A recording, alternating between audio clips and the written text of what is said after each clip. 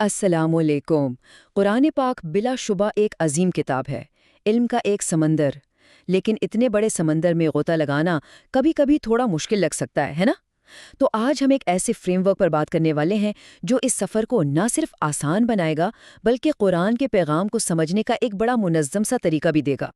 جیسا کہ ہم جانتے ہیں، قرآن تو علم کا ایک سمندر ہے۔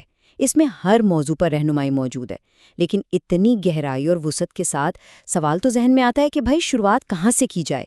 کیا کوئی ایسا نقشہ، کوئی ایسا طریقہ ہے جس سے ہم اس خزانے کے الگ الگ حصوں کو آسانی سے سمجھ پائیں؟ تو اس کا جواب ہے جی ہاں، ایسا بالکل ممکن ہے۔ علماء کرام نے قرآن کے علوم کو سمجھنے کے لیے ایک بڑا زبردست فریم ورک پیش کیا ہے۔ اس فریم ورک کے مطابق قرآن کے جتنے بھی علوم ہیں انہیں بنیادی طور پر 3 بڑی کیٹیگریز میں، 3 بڑی اقسام میں تقسیم کیا جا سکتا ہے، اور یہ تقسیم جو ہے یہ ہمیں اس مقدس کتاب کے پیغام کو اور بھی گہرائی سے سمجھنے میں مدد دیتی ہے۔ اچھا، تو اس فریم ورک کا جو پہلا حصہ ہے نا، وہ ہے مستقبل کے بارے میں۔ اسے کہتے ہیں علم تذکیر بالموت اور ما بعد الموت، یعنی وہ علم جو ہمیں یاد دلاتا ہے کہ ہماری زندگی کا اصل مقصد کیا ہے اور اس دنیا کے بعد ہمارا سفر کہاں جا کر ختم ہوگا۔ یہ علم ہمیں اس ہمیشہ کی زندگی کے لیے تیار کرتا ہے جس کا ہم سب کو سامنا کرنا ہے۔ اور دیکھیں، قرآن صرف اشارے نہیں دیتا بلکہ آنے والے واقعات کی ایک بالکل واضح تصویر پیش کرتا ہے۔ اس میں قیامت کی بڑی بڑی نشانیوں کا ذکر ملتا ہے، جیسے دجال کا ظہور، یاجوج ماجوج کا حملہ اور حضرت عیسیٰ علیہ السلام کا نزول۔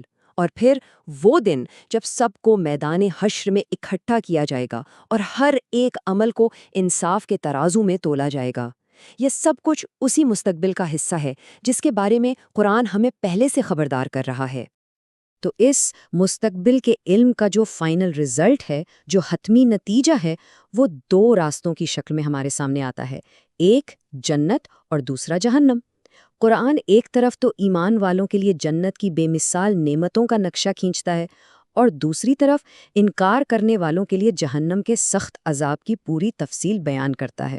یہ دراصل انسان کو اس کے اعمال کے جو نتائج ہیں ان سے آگاہ کرنے کا ایک بہترین طریقہ ہے۔ تو اگر پہلا حصہ ہمیں ہماری منزل کے بارے میں بتاتا ہے، تو اب سوال یہ ہے کہ اس منزل تک پہنچنے کے لیے سفر کیسے کرنا ہے؟ یہ ہمیں سکھاتا ہے دوسرا حصہ، اور یہ ہے علم الاحکام، یعنی وہ اصول، وہ قوانین جو اس دنیا میں ہماری رہنمائی کے لیے دیے گئے ہیں۔ اچھا، یہ جو علم الاحکام ہے اس کی جڑیں ہمیں ملتی ہیں ملت ابراہیمی میں۔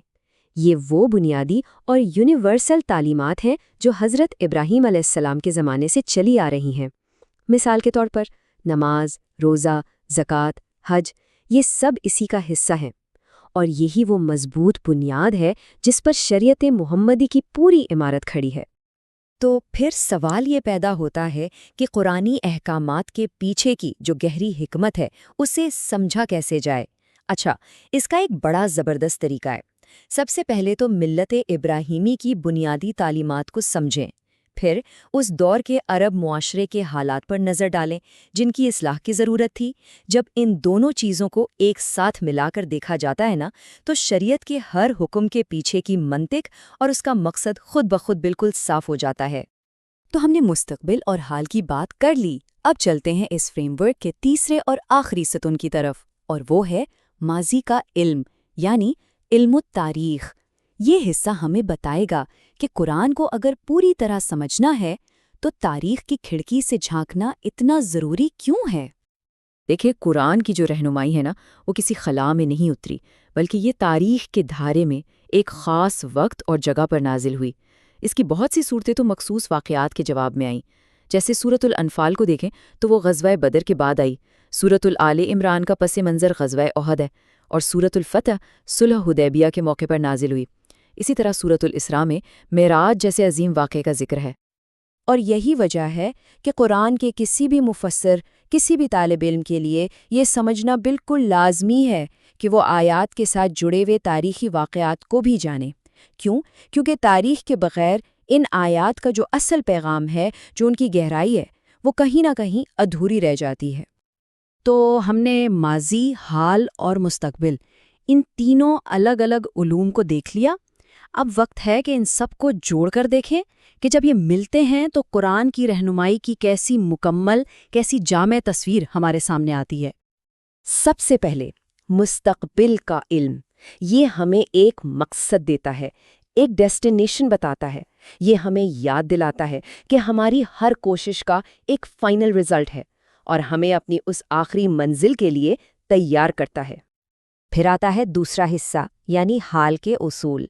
یہ ہمیں اس مقصد کو پانے کا راستہ دکھاتا ہے۔ یہ وہ پریکٹیکل گائیڈنس ہے، وہ عملی رہنمائی ہے جو ہماری روزمرہ کی زندگی کو ہماری منزل کے مطابق ڈھالتی ہے۔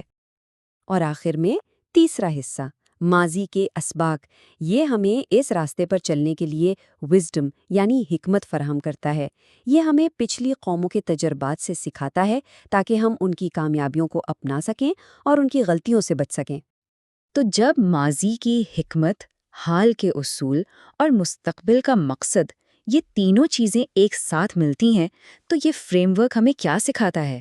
یہ ہمیں بتاتا ہے کہ قرآن صرف ایک کتاب نہیں ہے، بلکہ یہ تو ماضی، حال اور مستقبل تینوں پر محیط ایک مکمل ضابطۂ حیات ہے، ایک ایسا رہنما جو زندگی کے ہر قدم پر انسان کے ساتھ ساتھ چلتا ہے۔